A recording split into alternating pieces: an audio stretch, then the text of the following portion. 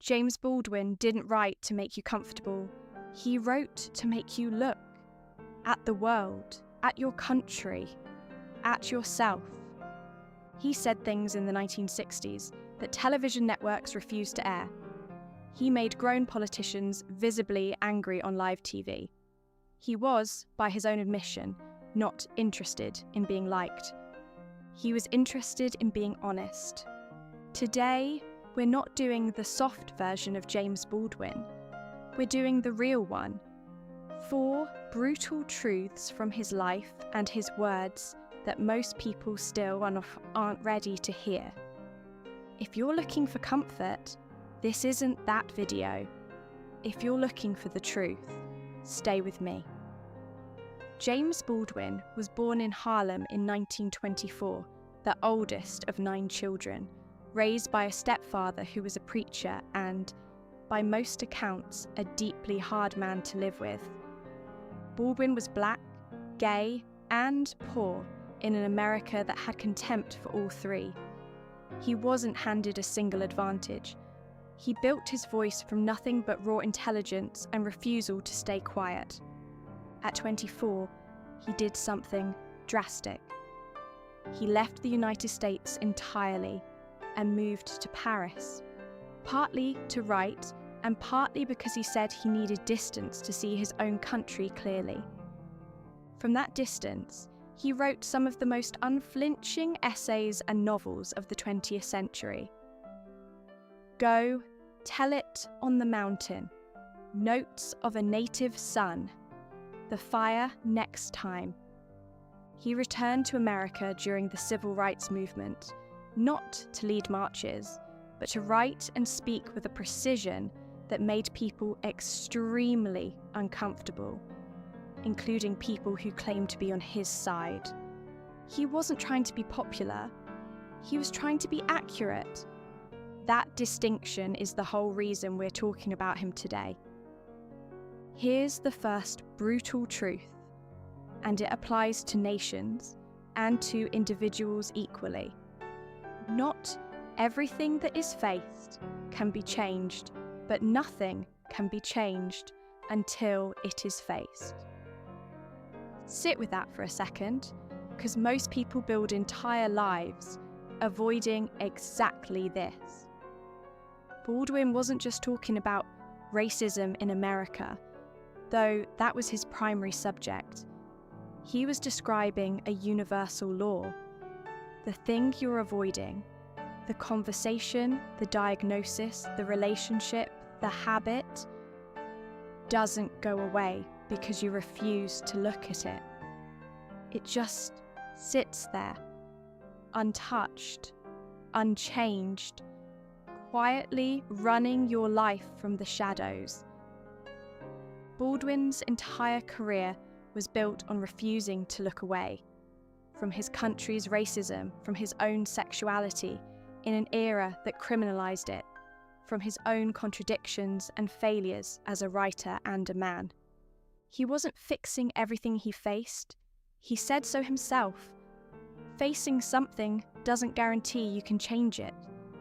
But he understood that change is impossible without facing it first.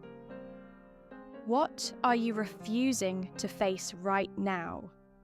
Baldwin would tell you that refusal is the actual problem, not the thing itself. This next one made Baldwin a lot of enemies, including people who considered themselves progressive. The most dangerous creation of any society is that man who has nothing to lose. But here's the line that cuts even deeper, from an interview where he was asked why he made people so uncomfortable. He said, more or less. His job as a writer was not to comfort people. It was to disturb the peace.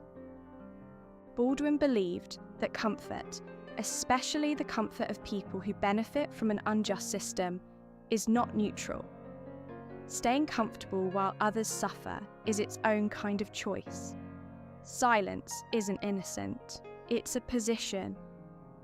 This is uncomfortable to hear, because most of us like to think of ourselves as good people simply by not actively causing harm.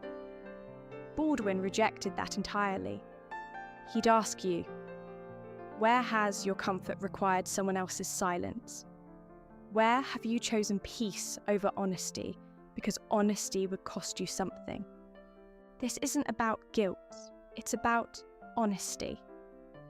Baldwin wasn't interested in making people feel bad.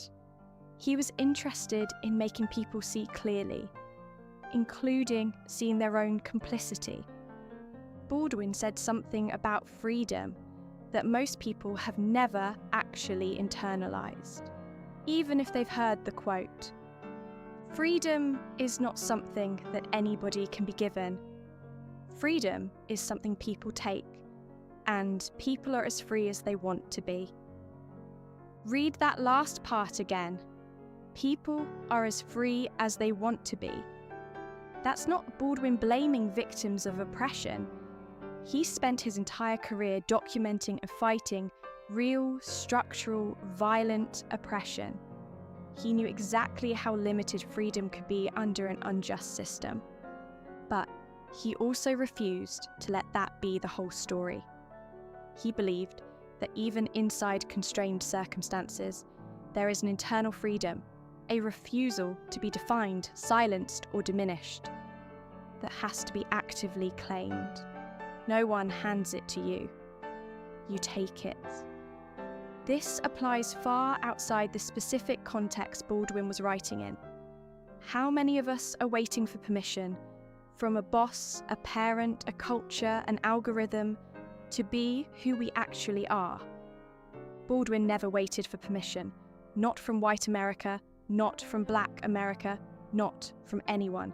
He simply decided who he was going to be and dared the world to disagree. That's not comfortable, it's costly. But according to Baldwin, it's the only version of freedom that's real. Baldwin was often accused of being angry. He never denied it. What he rejected was the idea that his anger disqualified his argument. He believed the opposite, that his anger, examined honestly and channeled precisely, was exactly what gave his writing its power. I love America more than any other country in the world, and exactly for this reason, I insist on the right to criticize her perpetually. That's not contradiction. That's maturity. Baldwin understood that love and criticism aren't opposites. Sometimes criticism is the clearest expression of love there is.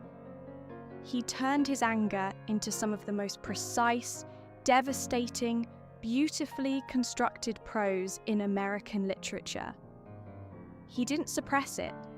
He didn't let it consume him into incoherence either. He refined it into something the world couldn't ignore.